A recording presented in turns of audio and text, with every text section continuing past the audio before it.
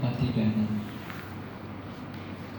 Kita melaksanakan patidana, kita melaksanakan cengbeng.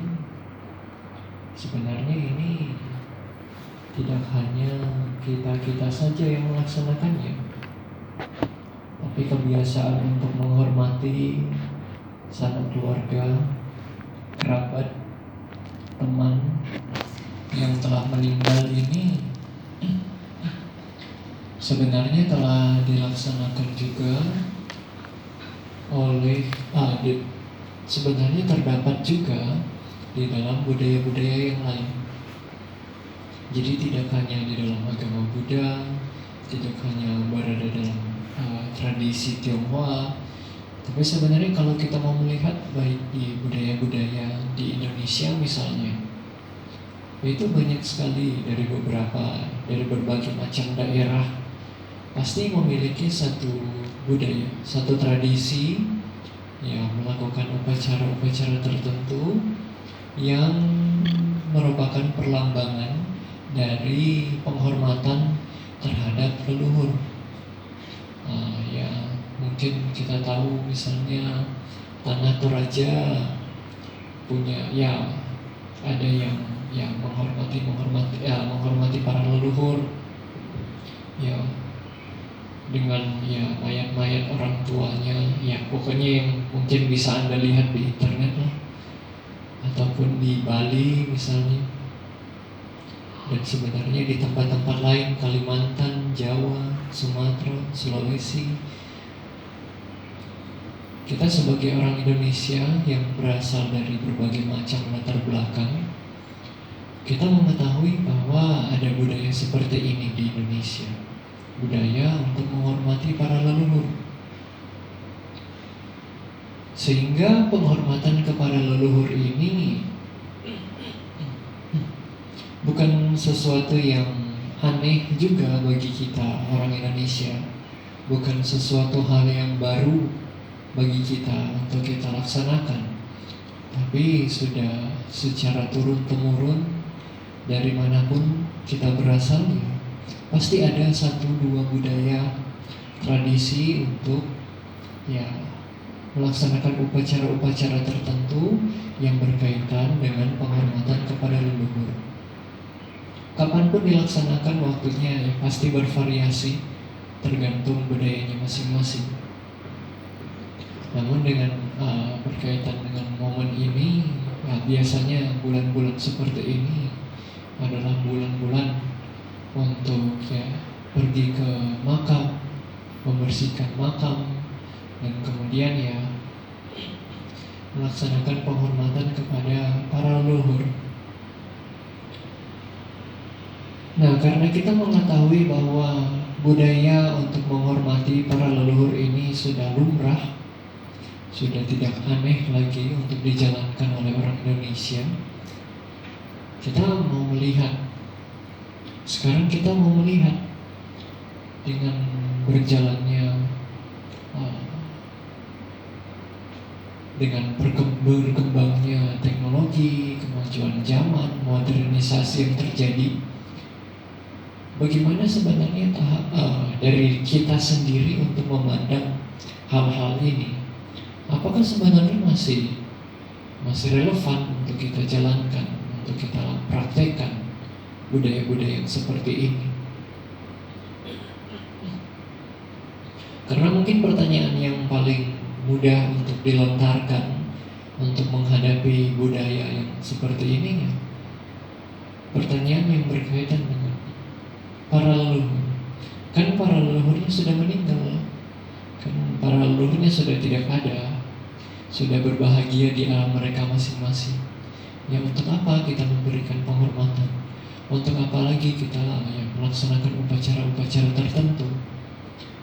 Nah, dalam berbagai macam tradisi budaya kita melihat ya tentunya tiap tradisi, tiap budaya itu punya tata cara yang berbeda untuk mengekspresikan penghormatan tersebut, menggunakan medium-medium yang berbeda sebagai satu petanda dari bentuk penghormatan yang diberikan oleh sanak keluarga yang masih ada di dunia ini kepada sanak keluarganya yang telah meninggal. Nah, ini adalah satu pertanyaan di sini. Apakah masih relevan hal ini untuk dilakukan? Ya, masih sangat relevan sekali. Masih sangat relevan.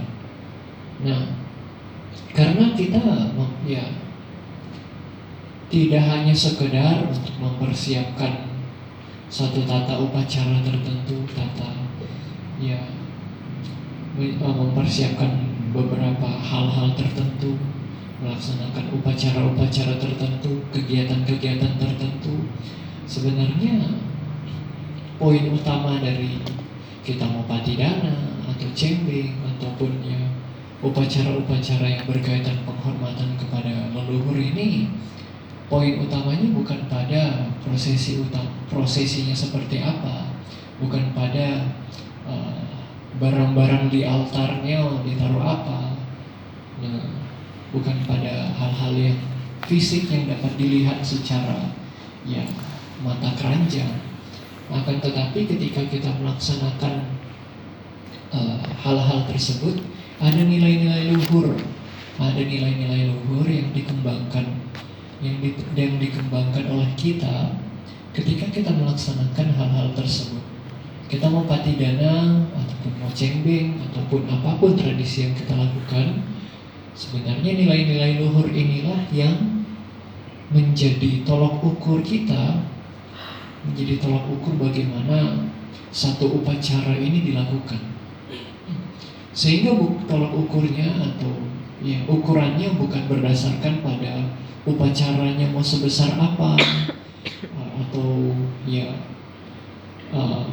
sembayangnya mau seperti apa, terus ya makanan-makanannya mau dipersiapkan atau ya bahan-bahan sembayangnya mau seperti apa. Akan tetapi ya yang paling penting adalah apa yang terjadi di dalam batin kita. Bagaimana proses batiniah dalam batin seseorang dalam melaksanakan upacara tersebut. Apa pandangan orang tersebut, atau ya pandangan dasarnya, pemahaman dasarnya orang tersebut dalam melaksanakan tata upacara tersebut, patidana, cembeng, dan yang lain-lain. Dan tentunya salah satu poin utama dalam melaksanakan upacara yang berkaitan dengan penghormatan kepada para leluhur adalah rasa bakti, rasa terima kasih, sebagai wujud terima kasih kita kepada sanak leluhur kita. Sang Buddha mengatakan ada sime akasime nyati mita sakajame. Para leluhur kita sebagai sanak keluarga kita, teman kita, kerabat kita telah melakukan ini untuk saya, telah memberikan ini untuk saya. Ada sime akasime, memberikan ini kepada saya, memberikan atau melakukan hal-hal tertentu kepada saya. Dan kebajikan-kebajikan mereka yang mereka lakukan ini yang menjadi pengingatan dalam diri kita. Oh, ada hal-hal yang bajik yang dilakukan oleh sanak keluarga saya, yang ditujukan kepada saya, yang diberikan kepada saya sewaktu mereka masih ada. Dan meskipun itu tidak diwujud nyatakan dalam bentuk fisik pun, tetap ada pemikiran yang dilakukan oleh sanak leluhur kita yang tujuannya untuk kebaikan kita. Maksud dari penjelasan tersebut seperti apa, Bante? Nah, coba kita ibaratkan dengan diri kita sendiri. Diri kita misalnya pada satu titik tertentu dalam kehidupan kita akan punya sanak keluarga ataupun punya keluarga sendiri yang punya keturunan. Apakah keturunan kita sendiri, anak, cucu, ataupun ya mungkin keponakan dan yang lain-lain. Ketika melihat mereka ada sebagai keluarga kita tentunya memiliki pemahaman, memiliki keinginan yang kuat. Apalagi jika itu adalah anak atau cucu kita sendiri, kita punya keinginan yang kuat. Oh, Saya ingin menyekolahkan dia dengan sebaik mungkin.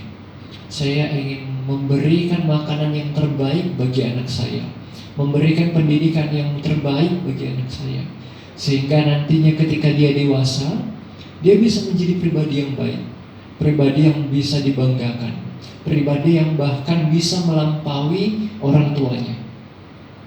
Ini adalah pola pikir dari seorang ayah, ibu, ataupun ya orang-orang tua. Yang dipikirkan kepada anaknya, kepada cucunya adalah bagaimana saya bisa memberikan sesuatu yang baik kepada anak cucu saya. Apa yang bisa saya lakukan kepada anak cucu saya, untuk membuat mereka menjadi pribadi yang baik. Kita mungkin memiliki pemikiran yang sama seperti ini. Ya, memiliki pemahaman yang sama seperti ini, memiliki keinginan yang seperti ini kepada anak cucu kita, yang ditujukan kepada generasi-generasi yang selanjutnya, generasi yang berada di bawah generasi kita, untuk masa depan mereka, untuk masa kini mereka, dan juga untuk masa depan mereka. Ada hal-hal yang kita pikirkan, yang kita rencanakan, yang mungkin suatu saat nanti kita lakukan, kita wujud nyatakan dalam kehidupan mereka. Ada ini yang coba kita lakukan. Dan ini tidak hanya terjadi di dalam hidup kita, di dalam diri kita saja. Pemikiran dan harapan dan tindakan-tindakan seperti ini juga dilakukan oleh ayah kita, oleh ibu kita, oleh kakek nenek kita, oleh ayah ibu dari kakek nenek kita, oleh kakek nenek dari kakek nenek kita, dan leluhur-leluhur kita yang sebelumnya. Punya pemikiran yang seperti ini, punya pemikiran semoga cucu saya baik-baik saja, semoga dengan apa upaya yang saya lakukan, ya menyekolahkan dia, memberikan dia pendidikan seperti ini, memberikan dia kenyataan tentang kehidupan itu seperti apa, sehingga suatu saat nanti dia bisa berjuang dengan upayanya sendiri sehingga dia bisa sukses. Ada pemikiran seperti ini yang dimiliki oleh kakek nenek, ayah ibu, bahkan leluhur-leluhur kita yang sebelumnya, untuk generasi-generasi yang selanjutnya. Dan bahkan ini tidak hanya berhenti dari kakek nenek, ayah ibu kita, bahkan diri kita, tapi juga ini suatu saat nanti akan menjadi pemahaman atau akan menjadi pemikiran yang akan dimiliki oleh anak cucu kita. Anak cucu akan berpikir, oh, saya akan melakukan yang terbaik untuk anak saya, untuk cucu saya. Dan kemudian juga cucu kita akan berpikir dengan cara yang sama. Oh, saya akan melakukan yang terbaik untuk anak saya, untuk cucu saya. Dan kemudian begitu selanjutnya. Ada pemikiran ini untuk melakukan yang terbaik, memberikan yang terbaik kepada generasi yang selanjutnya. Dan karena ada pemikiran seperti ini, karena ada tindakan apa yang mereka lakukan, apa yang mereka berikan, yang tentunya demi untuk kebaikan kita, sehingga sampai dimanapun titik kita saat ini berada, ini ya tidak lain dan tidak bukan sudah pasti ada andil dari sanak keluarga kita dari generasi-generasi yang sebelumnya. Setidaknya dari ayah ibu kita ataupun ya kakek nenek kita, ada andil dari mereka dalam kehidupan kita. Nah sehingga ada untuk bisa kita sampai titik saat ini pun kita harus berterima kasih juga kepada mereka.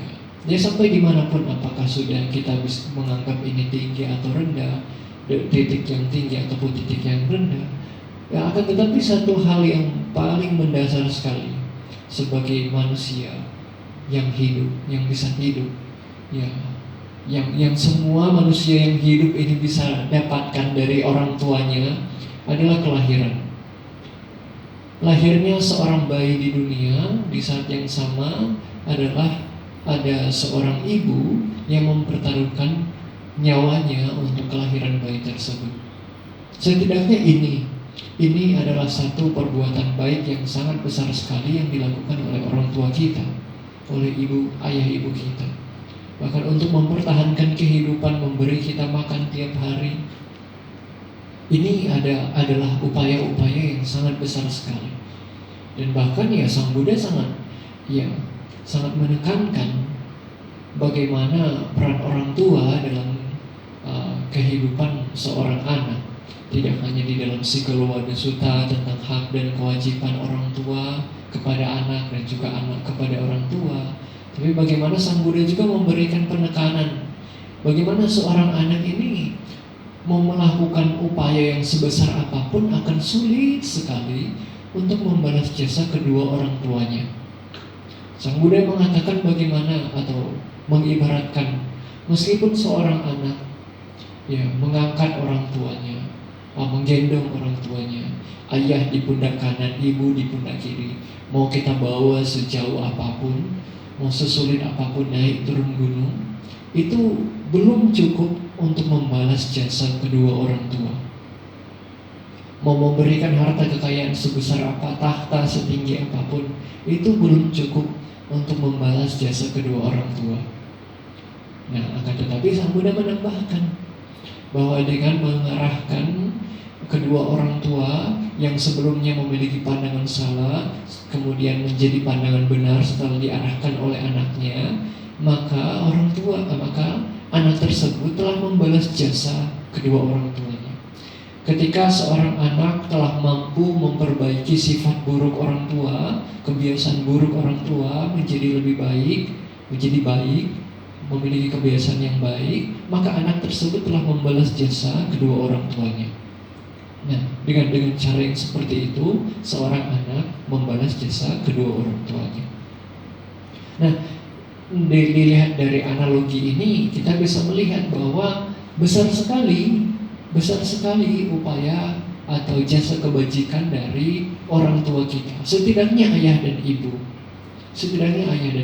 Dan sebenarnya juga bagaimana dari ayah ibu kita punya ayah ibu yang lain sebagai kakek nenek kita punya jasa yang besar juga bagi generasi-generasi yang selanjutnya.